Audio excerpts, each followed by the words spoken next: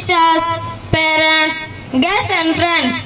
Assalamu alaikum wa rahmatullahi wa barakatuh. Hope all are well by the mercy of Allah. Today we are so excited to be here because we got a great opportunity to say something in front of you. Assalamu alaikum wa rahmatullahi wa barakatuh. May I know how about you? Walaikum assalam wa rahmatullahi wa barakatuh.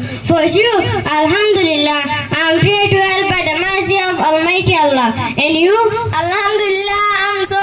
Let's start our debate. Do you think Burmese is more important than English? I think Burmese is more important because it's tied to our culture. English is more important because it's the global language. Burmese is more important because it represents our culture and identity. English gives us access to international opportunities. But without Burmese, we lost our connection to our roots.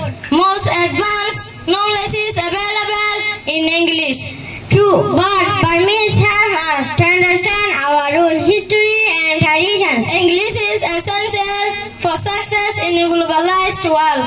Burmese is essential for preserving our national identity. If we prioritize Burmese, we might fall behind